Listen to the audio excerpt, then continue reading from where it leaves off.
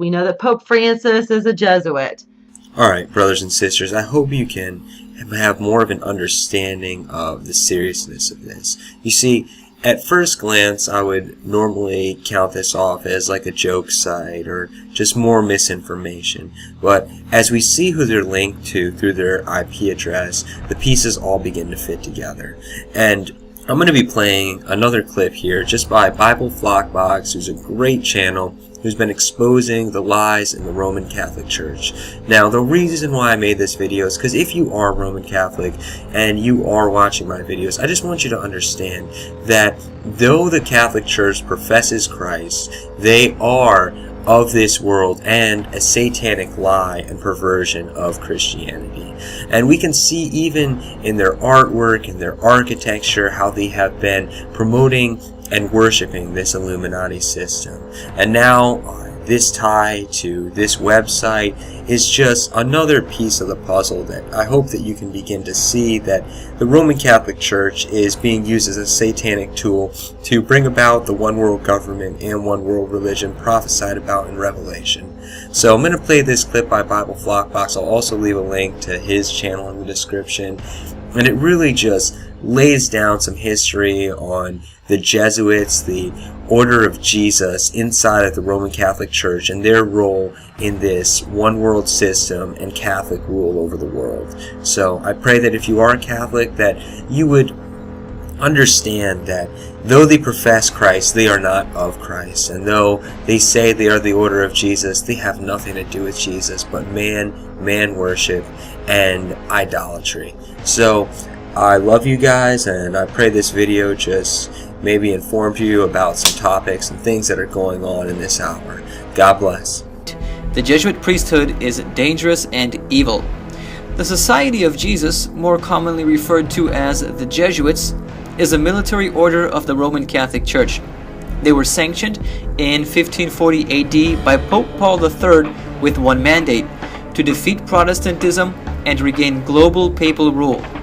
They have various methods of accomplishing this, including their educational system and infiltration of churches and governments, and they have been successful to a great degree.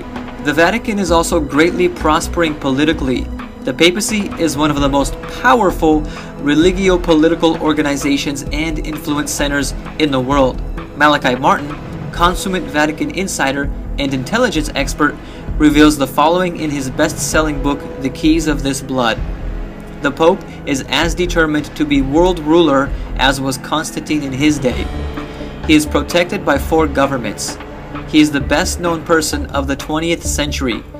He is personal friends with the leaders of 91 countries. People of the world seem ready to accept him for strong worldwide moral government with control. And papal structure is prepared for worldwide rule now. This was all, to a great degree, accomplished by the actions of the Jesuits. But those actions weren't always noble or moral. The Jesuits have a very sordid history and a negative opinion about their past operations. This is because they are willing to do anything, no matter how criminal, to accomplish their goals. It's part of their belief that the end justifies the means. For example, have you ever heard of the Jesuit Oath of Extreme Induction? It's recorded in the Congressional Record of the United States. If you haven't read it, I'll leave a link to it in the description box, along with the rest of my sources. You should really read the whole thing, but here's an excerpt from it.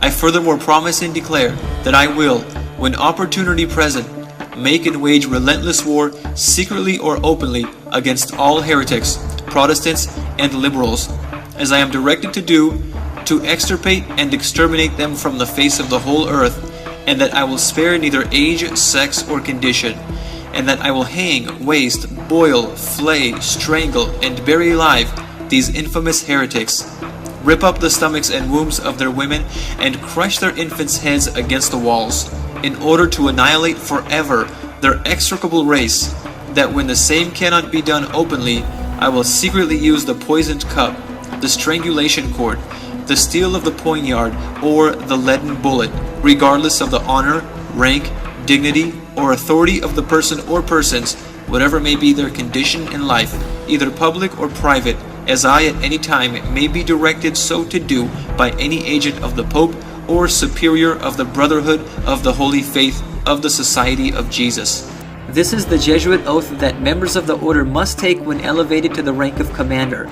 By the way, Pope Francis was a Jesuit commander in Argentina before becoming Pope, and according to some critics, he acted the part in the 30-year Dirty War of Argentina. It is claimed that Pope Francis, then called Jorge Mario Bergoglio, was complicit in the anti-communist campaign of the Argentinian military to cleanse the country of communism, which led to the deaths of up to 30,000 people and included kidnappings and torture between the years of 1976 to 1983. Pope Francis denies his guilt, but it wouldn't be far-fetched because there were other known priests who enthusiastically collaborated with the Argentinian military regime, who committed horrific abuses. For example, Father Christian von Wernich, a former police chaplain, was sentenced to life in prison for his involvement in 7 murders, 42 abductions, and 31 cases of torture. In the past, in England, the Jesuits attempted to undermine Protestantism and assassinate Queen Elizabeth I, a Protestant, a hit which was sanctioned by Pope Gregory. As a result, in 1584, all Jesuits were ordered to leave England. This was all documented in the public office in London. When King James I came to the throne, the Jesuits planned what became known as the Gunpowder Plot. In 1605, to blow up the king, Guy Fawkes was their tool. Most of the Jesuits who were behind this foul deed were arrested when the plot was discovered and hanged. By the middle of the 18th century, the Jesuits had been expelled from at least 83 countries, city-states, and cities for engaging in political intrigue and subversive plots against the welfare of the state. The Jesuits are known for their deception, spying, infiltration, assassination, and inciting revolutions. They worked deep into the political field and plotted through politics throughout the world countries.